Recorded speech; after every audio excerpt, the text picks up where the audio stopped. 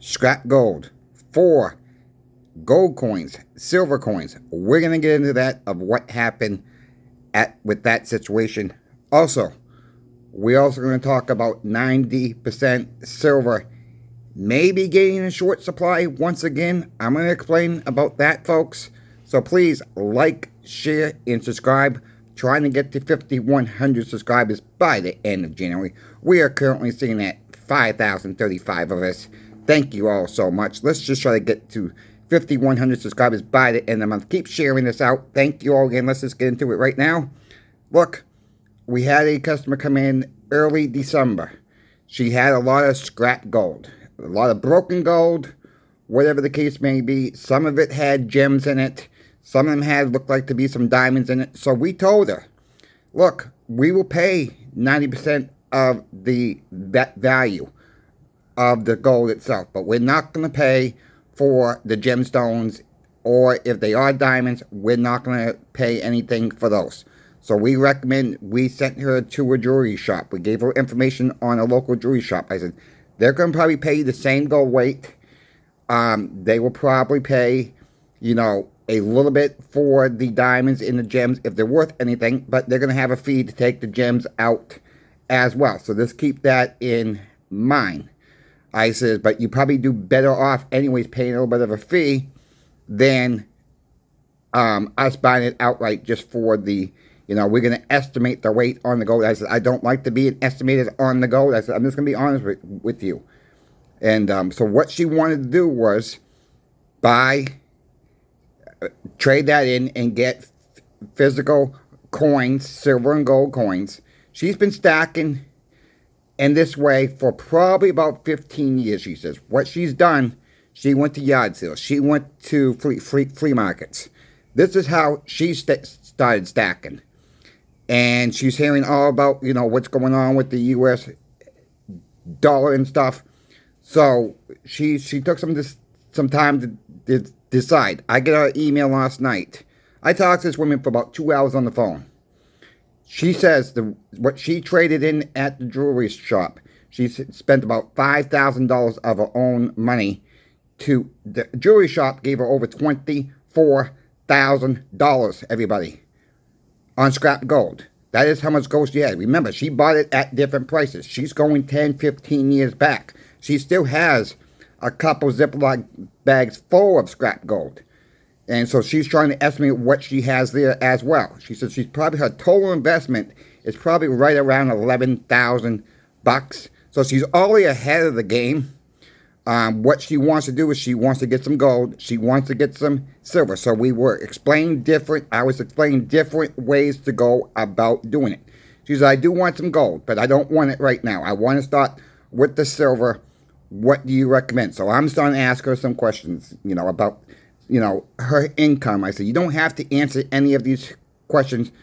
So you guys know I like 90% silver. I didn't recommend a lot of 90% silver. Her bill's a little bit higher than most people's bills. I said, but you still need to eat.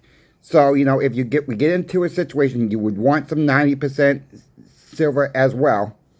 And so we're going to do some 90% silver for her. We're going to do some Eagles for her. We're going to do some Canadian Maple Leafs for her. And we're going to do about 4 or 5 Canadian Royal Mint silver bars as well for her to get her going. Then she says, then what I want to do is get a little bit of gold, go back to silver, go back to gold. She says, I'm thinking about trading the other scrap gold in. Great. She says, and you guys have been honest with me. She says, I want to do business with you guys. You guys were honest with me. Tell me how you're going to pay out. I said, hey, that's how we try to conduct our business. We try, if we know you can get a little bit more for somebody else, even if you sold it all to them, hey, we don't have to deal with it then. She sold it to the jewelry shop. We don't have to worry about sending it to the melter, scrapping it down, ourselves. So that's really, we really saved ourselves some paperwork on that one as well. So, it was really a win-win situation for all parties. The jewelry shop's going to make a little bit of money off that scrap gold. They're going to probably make a little bit of money off the gems and diamonds. She did have a couple diamonds in. They weren't, she said they weren't great diamonds. They had a little bit of scratches in them and stuff like that. But look, the overall point of this, folks, is if you have scrap gold, scrap silver jewelry laying around, you have an earring missing that was gold, you have the other one, why not cash some of it in? And at your local jewelry stores, some coin shops will take this. Yes, we do take scrap gold. We do take scrap silver as well. But you know, at the end of the day, why are we hanging on to it? It's going to be a harder trade later on if we get into a situation where we're trading with silver and gold. It's going to be a lot harder to detect if it's real or not. A lot more people are not going to know about scrap silver, scrap gold. Yes, I think people will learn very quickly what to look for. But when it comes to a coin, it's a lot easier to navigate over or a 10-ounce bar or 5-ounce bar, whatever the case may be, than, you know, scrap silver or gold. So if you have stuff laying around in your house, or you know somebody that is so against stacking silver and gold, and you know someone who has, you know, scrap silver and gold, maybe that's a way to get people into start stacking some, you know, coins from your own country or from other countries as well. Look, yeah, I do believe, you know, people talk about the coin of the realm, right?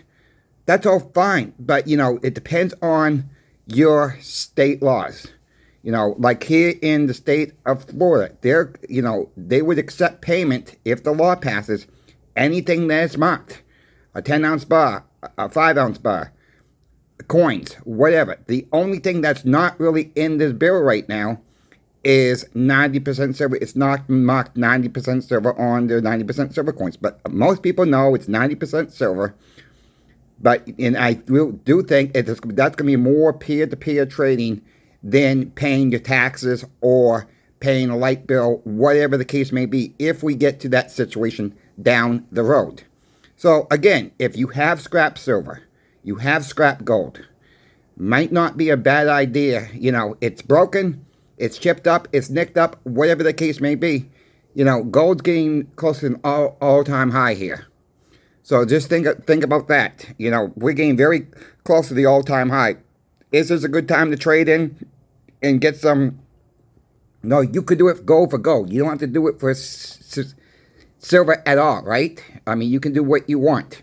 But, you know, this may be a good time to trade some of that scrap silver and gold in that you have, if you have it lying around, and put it into, you know, coins, silver bars, maybe a gold bar, maybe a gold coin, whatever the case may be. 90% silver. Is it going to be starting to be a run? Look, I don't want to create panic here.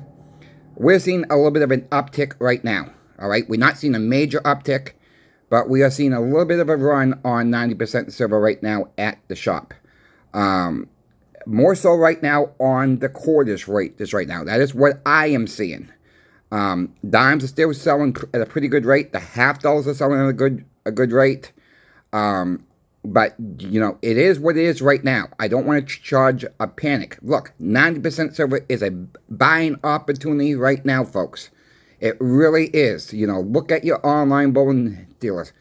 Look what I did yesterday's video with the 90% silver market watch. Look, there are several companies that have low prices. There's some companies that have outrageous prices on their 90% silver as well. You know, we started seeing a little uptick this week. It was a little bit more uptick yesterday for us. It's not major at this time.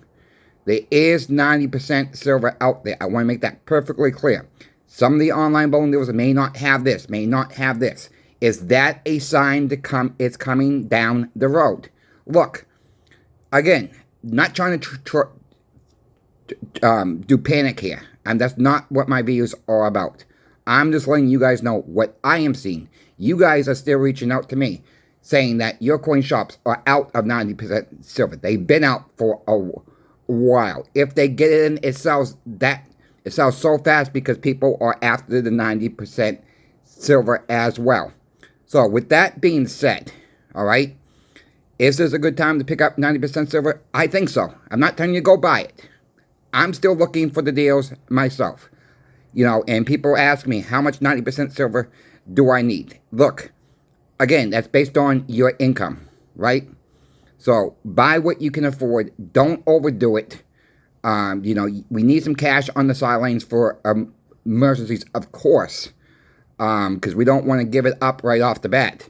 And look, another way to test the market, you know, you don't want to give up a 90% silver now, but I always say, make connections with your local restaurants, your local butchers, your local ice cream shops, whatever the case may be. You know, ask them if they're willing to accept silver or gold as payment. Get the ball rolling now. Ask the questions. I'm not saying your Subways or your, you know, fancy restaurants or anything like that, you know, your commercial-based restaurants, your national chains are not going to accept silver and gold. No. But if it's a local restaurant, local to your area, they might be willing to take silver as payment.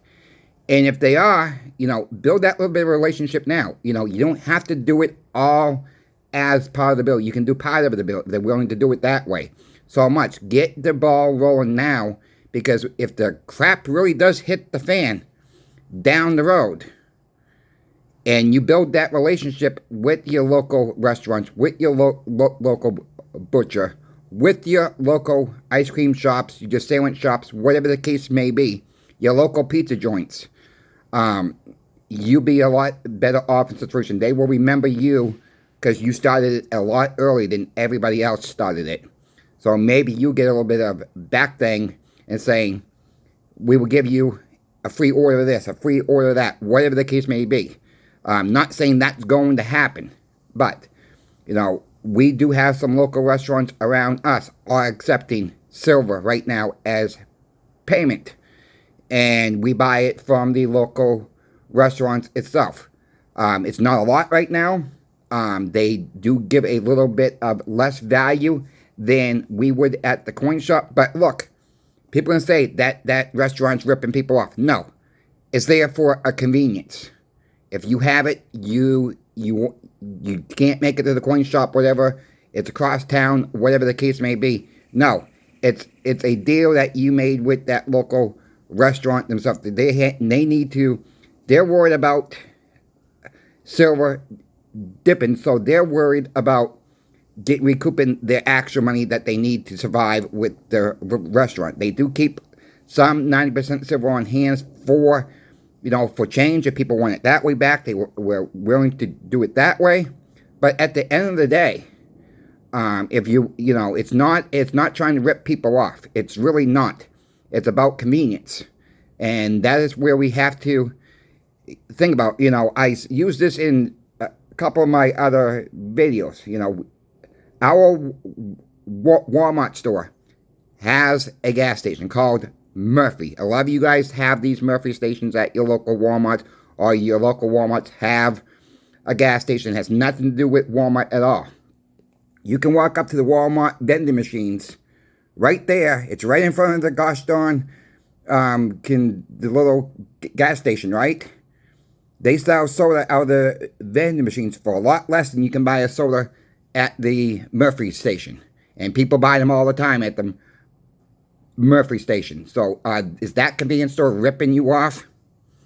You see the point of it all? I mean, you know, look at your convenience stores, where people go to convenience stores and they have a grocery store right across the gosh darn street, right? Hello? I mean, but it's there, again, it's there for convenience.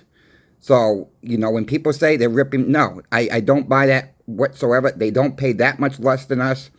But, you know, they come in maybe once every 2 weeks. They have a little bit of silver. And it's not a lot. It's really not. I mean, a lot of people are not giving up their silver as of right now. And I don't blame him, you know. And I don't blame him. And I don't give up a lot of my silver as well.